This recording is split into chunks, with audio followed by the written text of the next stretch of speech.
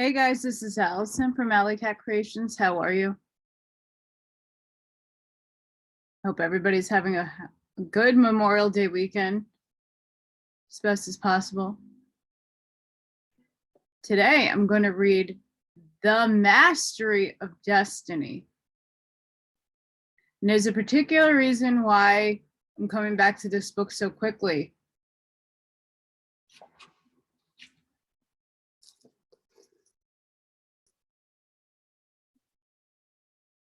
I'm going to be tackling this.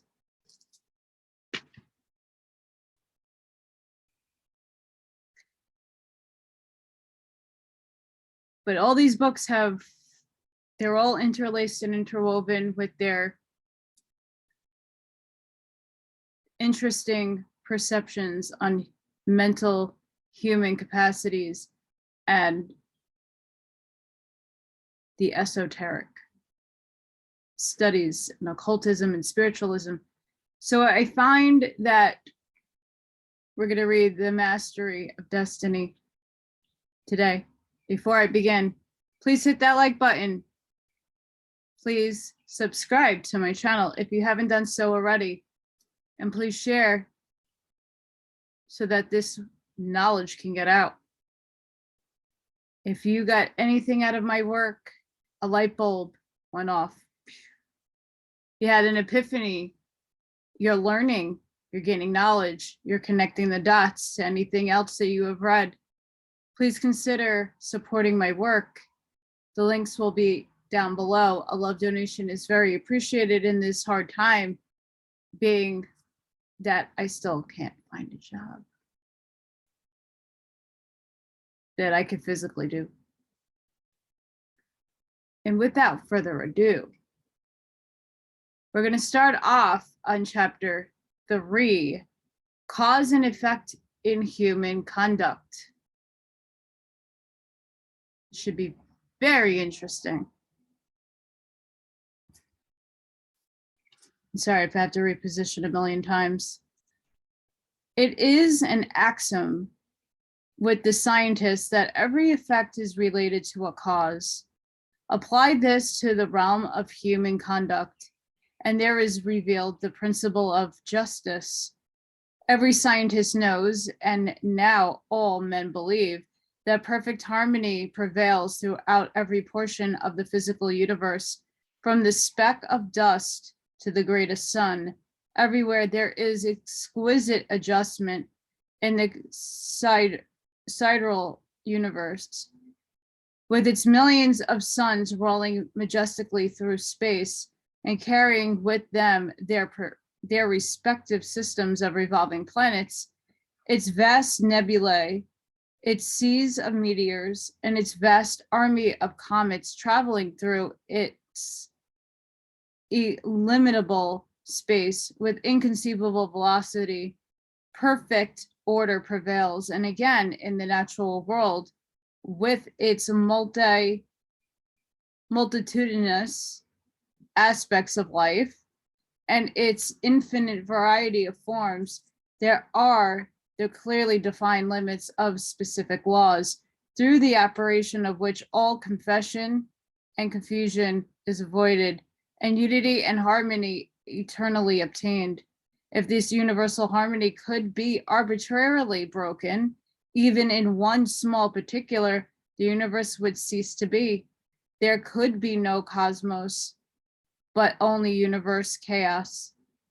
Nor can it be possible in such a universal law that there should exist any personal power which is above, outside, and superior to such a law, in the sense that it can defy it or set it aside. For whatever so beings exist, whether they be man or gods, they exist by virtue and of such law, and the highest, best, and wisest among all beings would manifest its greater wisdom by more complete obedience to that law which is wiser than wisdom, and then which nothing more perfect could be devised. All things, whether visible or invisible, are subservient to and fall within the scope of this infinite and eternal law of causation, As all things seen obey it, so all things unseen, the thoughts and deeds of men, whether secret or open, cannot escape it. Quote, do right, it recompensateth. Do one wrong, the equal retribution must be made, end quote. Perfect justice upholds the universe. Perfect justice regulates human life and conduct. All the varying conditions of life as they obtain in the world today are the result of this law reacting on human conduct. Man can and does choose what causes he shall set into operation, but he cannot change the nature of effects. He can decide what thoughts he shall think and what deeds he shall do, but he has no power over the results of those thoughts and deeds. These are regulated by the overruling law. Man has all power to act, but has power ends with the act committed. The result of the act cannot be altered, annulled, or escaped. It is irrevocable. Evil thoughts and deeds produce conditions of suffering. Good thoughts and deeds determine conditions of blessedness.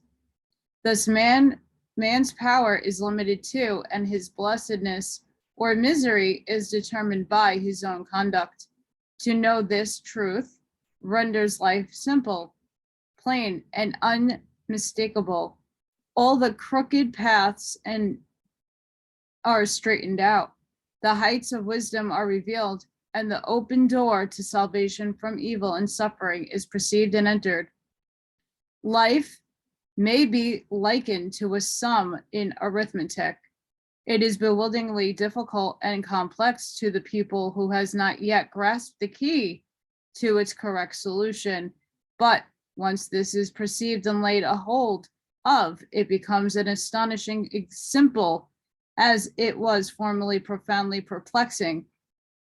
Some idea of this relative simplicity and complexity of life may be grasped by fully recognizing and realizing the fact that whilst there are scores and perhaps hundreds of ways in which a sum may be done wrong, there is only one way but which it can be done right, and that when the right way is found, the pupil knows it is to be the right.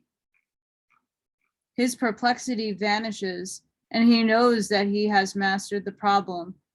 It is true that the pupil, while doing his sum incorrectly, may and frequently does think he has done it correctly, but he is not sure.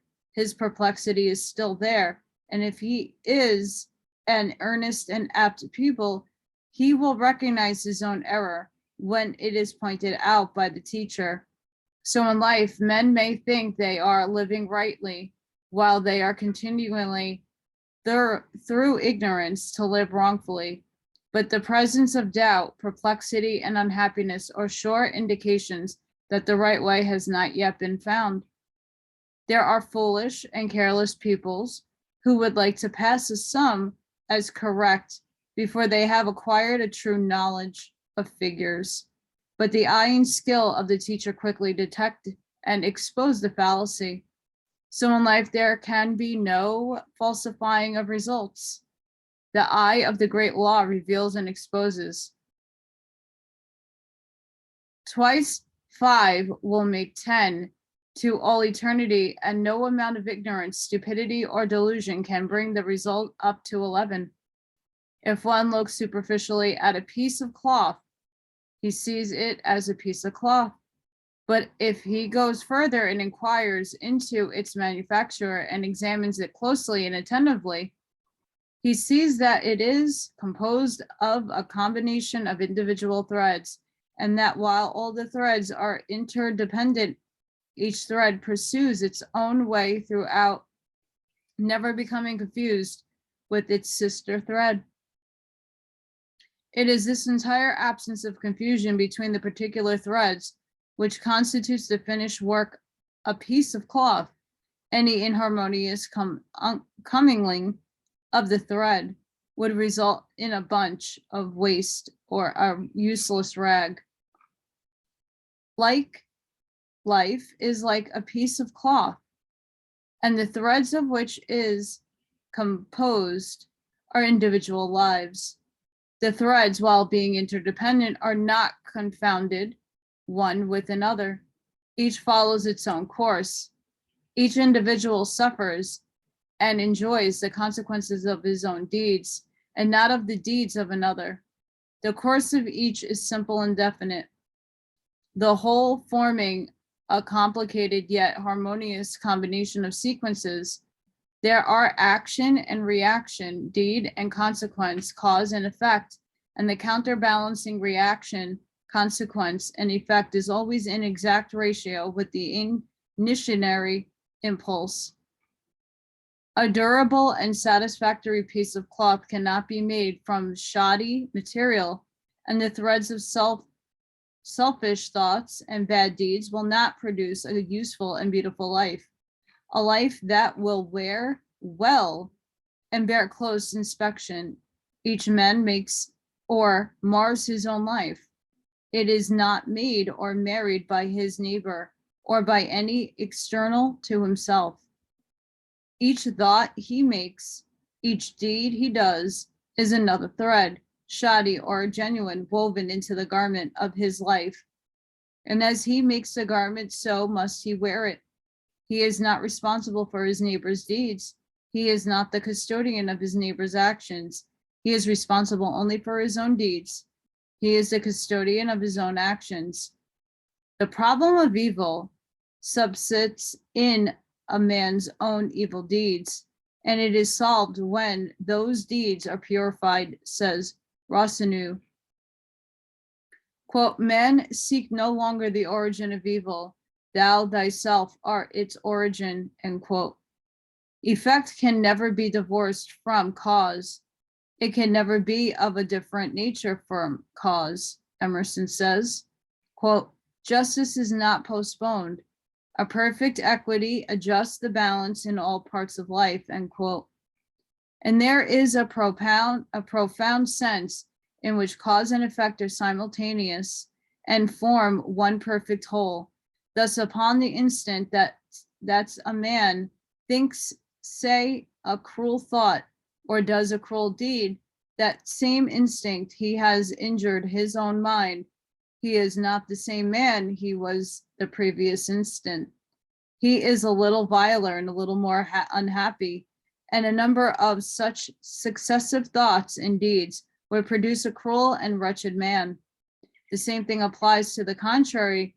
The thinking of a kind thought or doing a kind deed and an immediate nobility and happiness attend it. The man is better than he was before.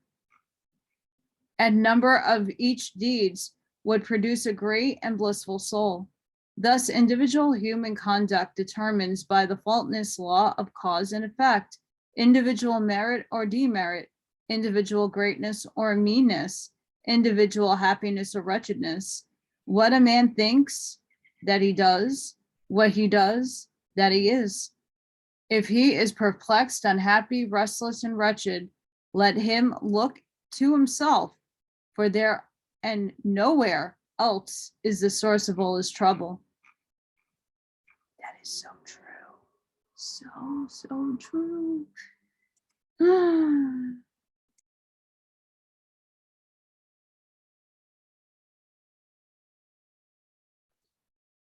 Training of the will.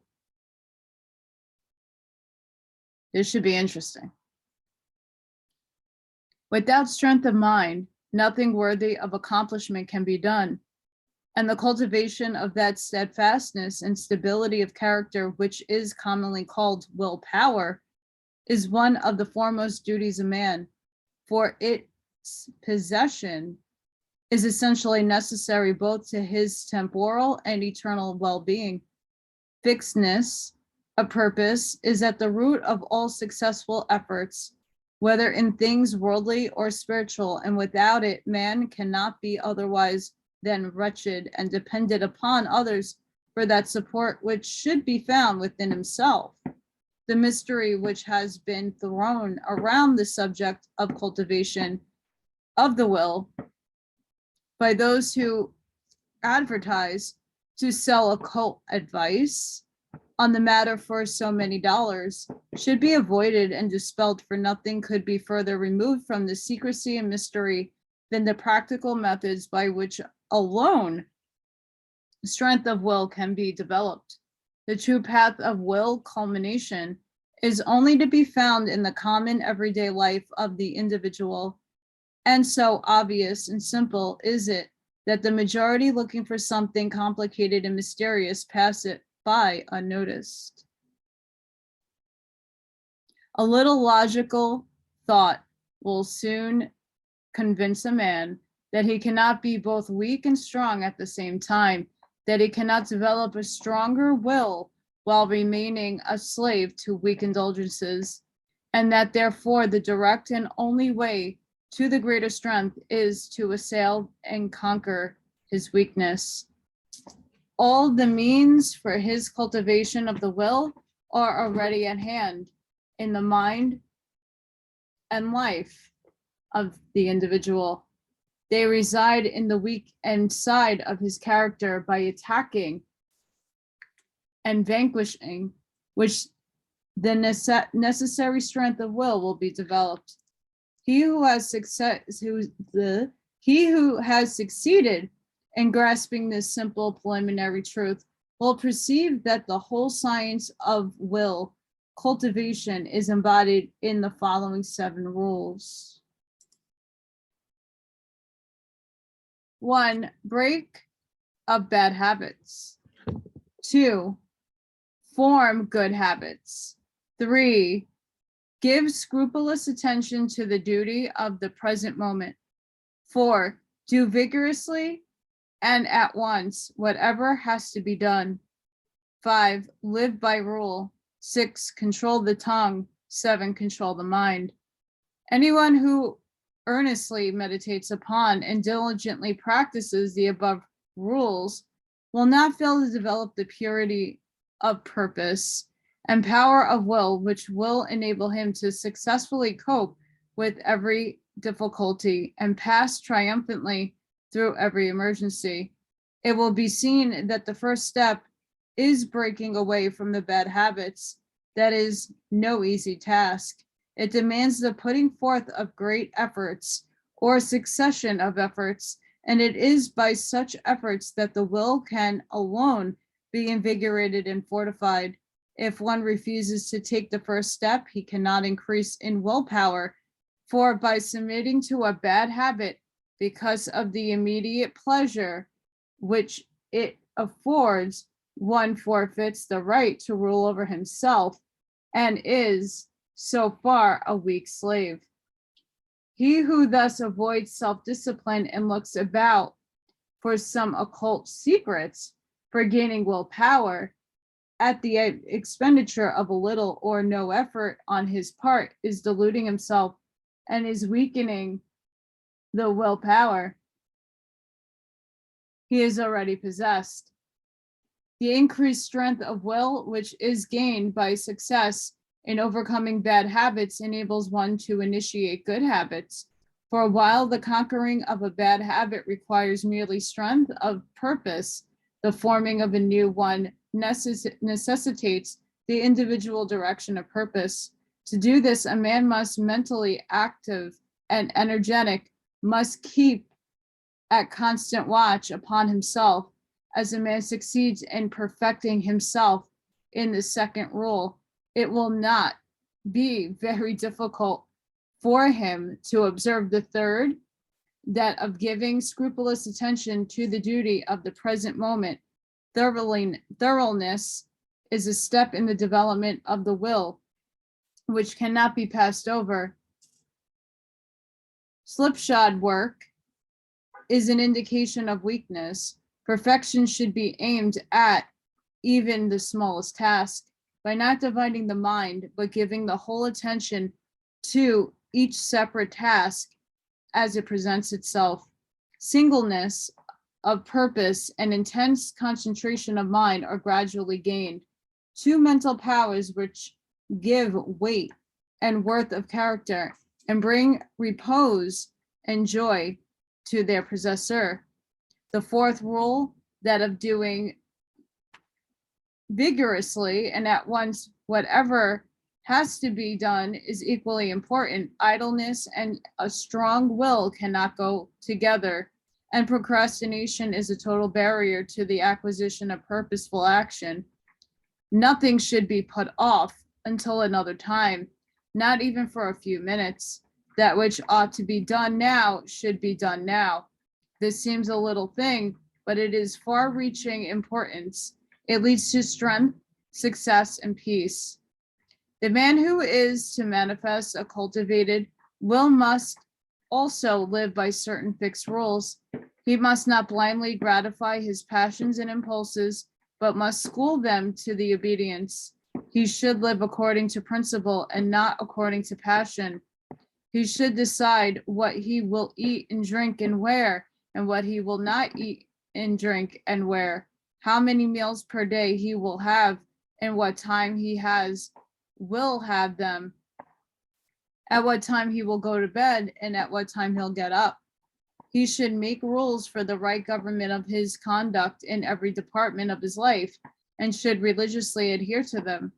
To live loosely and indiscriminately, eating and drinking, and sensually indulging at the beck and call of appetite and inclination, is to be a mere animal and not a man with will and reason.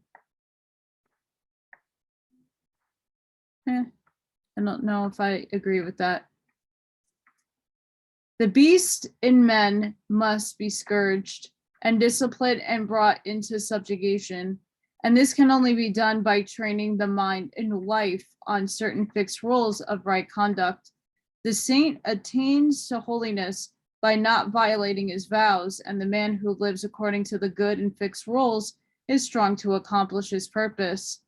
The sixth rule, that of controlling the tongue, must be practiced until one has perfect command of his speech, so that he utters nothing in peevishness, anger, irritability, or with evil intent.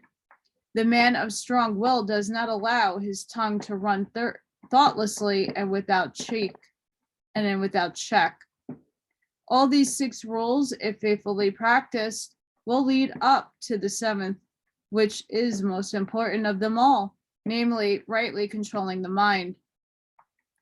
Self-control is the most essential thing in life, yet least understood, but he who patiently practices the rules herein laid down, bringing them into requisition in all his ways and undertakings, will learn by his own experience and efforts how to control and train his mind, and how to earn thereby the supreme crown of manhood, the crown of a perfectly poised will. Again, I don't agree with everything that all these books have. Times are way different, and schedules and things go out the window because our lives are a lot more complicated than one would think. In those times, things were way simple. We didn't have much technology. Life wasn't instant gratification and instant everything. So you had more time to reflect and to get things done.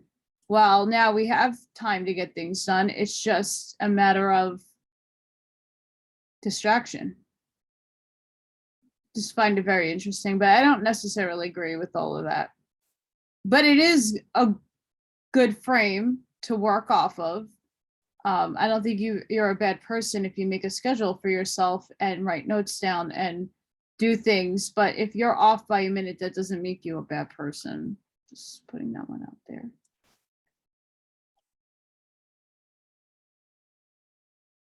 We're going to go on to the next chapter of Thoroughness. We'll see what this one has. Okay, it is Memorial Day weekend. Although in New York, it is illegal to have fireworks.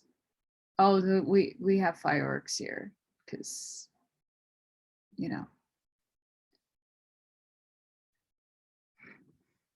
I was going to insert a South Park joke right there, but I'm going to retain myself. And you're going to hear a lot of motorcycles. Anywho, that's just in case you hear the background noise. Thoroughness consists in doing little things as though they were the greatest things in the world.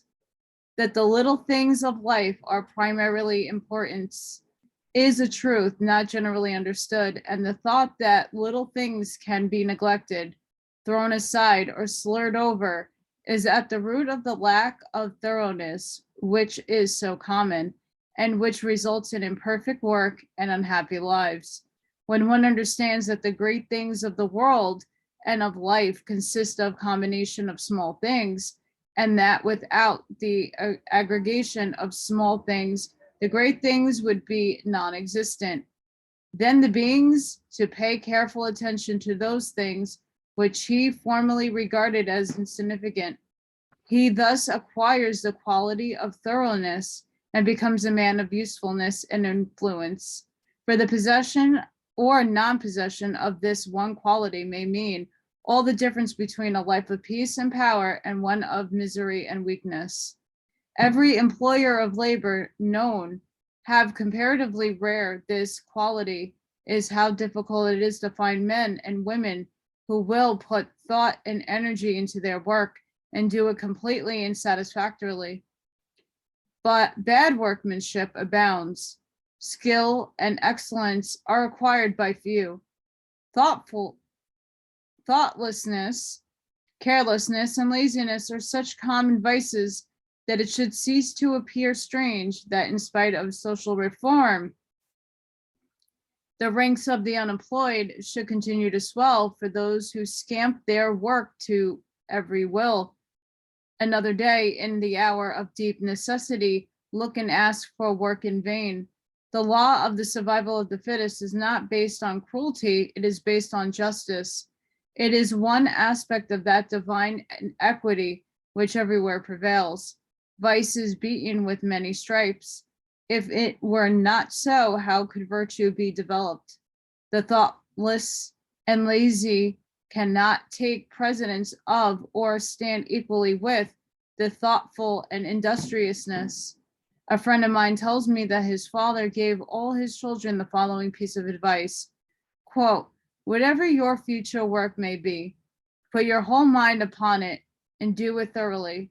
You need then have no fear as to your welfare, for there are so many who are careless and negligent that our service of the thorough man are always in demand," end quote. I know those who have for many years tried almost in vain to secure competent workmanship in spheres which do not require exceptional skill, but which call chiefly for forethought, energy, and conscientious care. They have discharged one after another for negligence, laziness, incompetence, and persistence, breaches of duty, not to mention other vices which have no bearing on this subject. Yet the vast army of the unemployed continues to cry out against the laws, against society, and against heaven. The cause of this common lack of thoroughness is not far to seek. It lies in that thirst for pleasure, which not only creates a distaste for steady labor, but renders one incapable of doing the best work and of properly fulfilling one's duty. A short time ago, a case came under my observation, one of many such, of a poor woman who was given, at her earnest appeal, a responsible and lucrative position. She had been at her post only a few days when she began to talk the pleasure trips she was going to have now she had come to that place. She was discharged at the end of the month for negligence and incompetence. As two objects cannot occupy the same space at the same time, so the mind that is occupied with pleasure cannot be concentrated upon the perfect performance of duty. Pleasure has its own place in time, but its consideration should not be allowed to enter the mind during those hours which should be devoted to duty. Those who, while engaged in their worldly task, are continually dwelling upon and anticipated pleasures, cannot do otherwise than bundle through their work or even neglect it when their pleasure seems to be at stake. Thoroughness is completeness. Perfection, it means doing a thing so well that there is nothing left to be desired.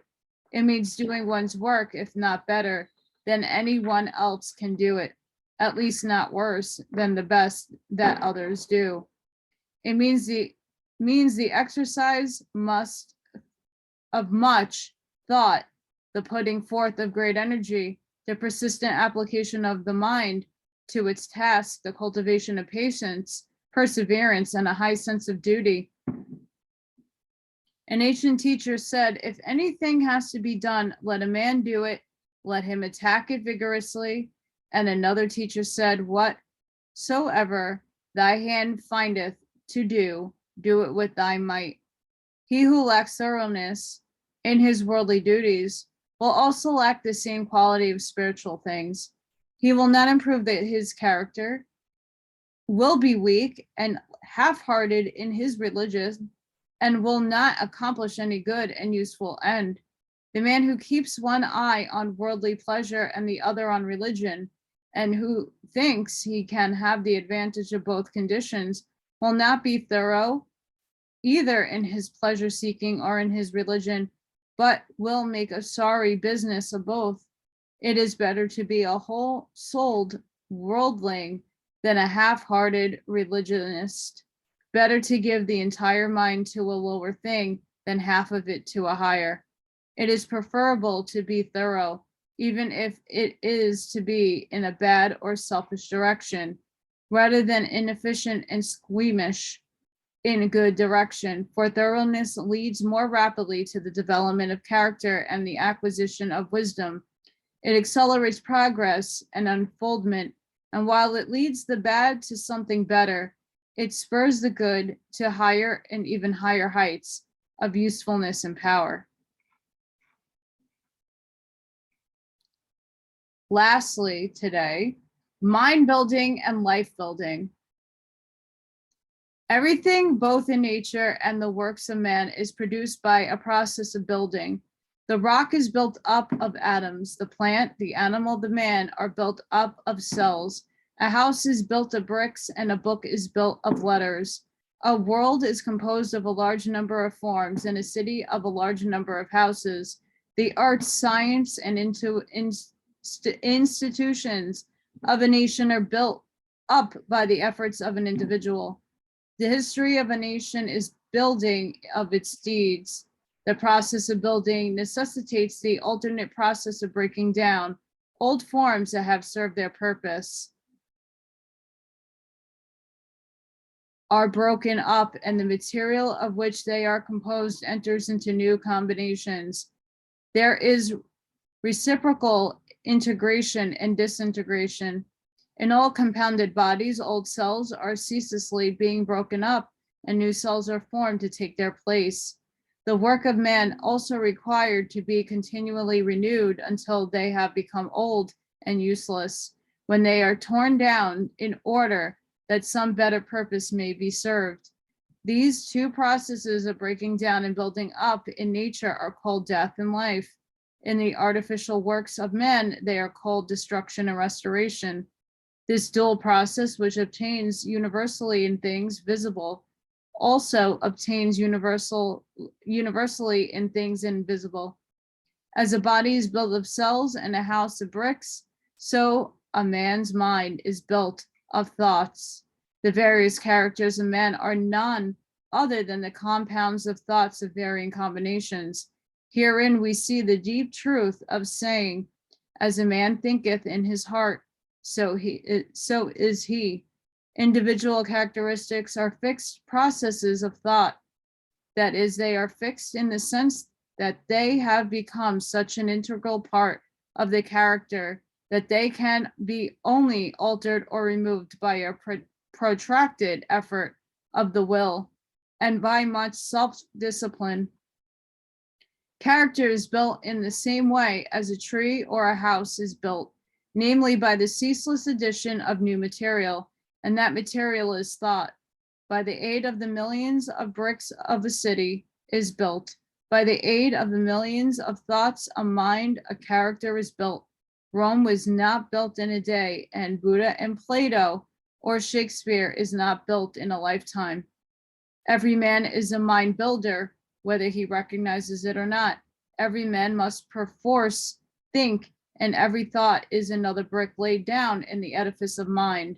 Such bricklaying is done loosely and carelessly by a vast number of people, the result being unstable and tottering characters that are ready to go down under the first little gust of trouble and temptation. Some also put into the building of their minds large numbers of impure thoughts. These are so many rotten bricks that crumble away as fast as they are put in, leaving always an unfinished and unsightly building, and one which can afford no comfort and no shelter for its possessor. Debilitating thoughts about one's health, enervating thoughts concerning unlawful pleasures, weakening thoughts of failure, and sickly thoughts of self-pity and self-praise are useless bricks, which no substantial mind temple can be raised. Pure thoughts, wisely chosen and well placed, are so many durable bricks which will never crumble away, and from which a finished and beautiful building, and one which affords comfort and shelter for its possessor, can be rapidly erected. Bracing thoughts of strength and confidence of duty, inspiring thoughts of a large, free, unfettered, and unselfish life, are useful bricks with which a substantial mind temple can be raised. And the building of such a temple necessitates that old and useless habits of thought be broken down and destroyed. Quote, build thee more stately mansions, O my soul, as the swift seasons roll, end quote. Each man is the builder of himself. If he is the occupant of a jerry-built hovel of a mind that lets it rains of many troubles, and through which blow the keen winds of often recurring disappointments, let him get to work to build a more noble mansion, which will afford him better protection against those mental elements. Trying to weakly shift the responsibility from his jerry building onto the devil or his forefathers or anything or anybody but himself will neither add to his comfort nor help him to build a better habitation. When he wakes up to a sense of his responsibility and an approximate estimate of his power, then he will commence to build like a true workman and will produce a symmetrical and finished character that will endure and be cherished by posterity, and which, will affording a never failing protection for himself, will continue to give shelter to many a struggling one when he has passed away. The whole visible universe is framed on a few mathematical principles. All the wonderful works of men in the material world have been brought about by the rigid observance of a few underlying principles, and all that there is to make of a successful, happy, and beautiful life is the knowledge and application of a few simple root principles. If a man is to erect a building that is to resist the fiercest storms, he must build it on a simple mathematical principle or law, such as the square or the circle. If he ignores this, his edifice will topple down even before it is finished. Likewise, if a man is to build up a successful, strong, and exemplary life, a life that will stoutly resist the fiercest storms of adversary and temptation, he must be framed on a few simple, undeviating moral principles. 4 of these principles are justice, rectitude, sincerity, and kindness. These 4 ethical truths are to the making of a life what the 4 lines of a square are to the building of a house. If a man ignores them and thinks to obtain success and happiness and peace by injustice, trickery, and selfishness, he is in the position of a builder who imagines he can build a strong and durable habitation while ignoring the relative agreement in mathematical lines, and he will in the end obtain only disappointment and failure. He may for a time make money, which will delude him into believing that injustice and dishonesty pay well, but in reality, his life is so weak and unstable that it is ready at any moment to fail. And when a critical period comes, as come it must, his affairs, his reputation, and his riches crumbles to ruins, and he is buried in his own desolation. It is totally impossible for a man to achieve a truly successful and happy life who ignores the four moral principles enumerated, whilst the man who scrupulously observes them in all his dealings can no more fail of success and blessedness than the earth can fail of the light and warmth of the sun, so long as he keeps to it its lawful orbit. For he is working in harmony with the fundamental laws of the universe. He is building his life on a basis which cannot be altered or overthrown, and therefore all that he does will be so strong and durable, and all the parts of his life will be coherent, harmonious, and firmly knit, that it cannot possibly be brought to ruin. In all the universal forms which are built up by the great invisible and unerring power, it will be found that the observance of mathematical law is carried out with unfailing exactitude down to the most minute detail. The microscope reveals the fact that the infinitely small is as perfect as the infinitely great. A snowflake is as perfect as a star. Likewise, in the erection of the building by man, the strictest attention must be paid to every detail. A foundation must first be laid, and although it is to be buried and hidden, it must receive the greatest care and be made stronger than any other part of the building. Then stone upon stone, brick upon brick is carefully laid with the aid of the plumb line, until at last the building stands complete in its durability, strength, and beauty. Even so, it is with the life of a man. He who would have a life secure and blessed, a life freed from the miseries and failures to which so many fall victims, must carry the practice of the moral principles into every detail of his life, into every moment, duty, and trivial transaction. In every little thing, he must be thoroughly and honest and neglecting nothing. To neglect or misapply any little detail, he must be commercial man, agriculturist, professional man, or artisan, in the same way as neglecting a stone or a brick in a building, and it will be source of weakness and trouble. The majority of those who fail and come to grief do so through neglecting apparently insignificant details. It is a common error to suppose that little things can be passed by, and that the greater things are more important and should receive all attention. But a cursory glance at the universe, as well as a little serious reflection on life, will teach the lesson that nothing great can exist which is not made up of small details, and in the composition of which every detail is perfect.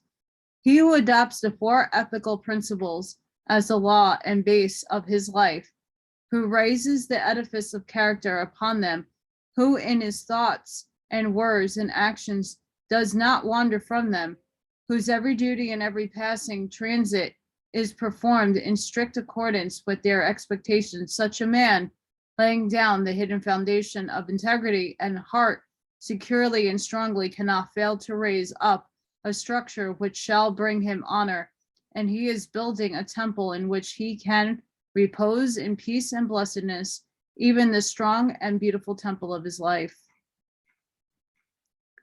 And that, my friends, will be ending today. I hope all of you enjoyed that part of the mastery of destiny. Although, again, we have to reflect on the fact that things written in a different time period, they had different life circumstances, not to our own, but you can always pull and pluck pieces of information that you can apply to your life to help you master life in itself. You know, we all have what the law of one would call catalysts that we place in ourselves and in our lives for lessons and things to teach us, which is also cause and effect. But those lessons shouldn't bear much in how people are judging us and how society would view us as in some of these stern words. But I hope you all enjoyed this. Please be mindful and help me. Give a thumbs up. Share if this is something that someone can use in their life or can get a light bulb moment going for them. And subscribe to my channel if you haven't done so already. It's very appreciated. If my work has helped you, light bulbs go off, please consider giving a love donation. It helps me keep doing this. And I appreciate all of you. Sending each and every one of you love and light. I hope you have a really safe and wonderful rest of your weekends. Please be mindful. Raise those energies and those vibes. Vibrate high. And I'll see you on the next one. Bye, guys.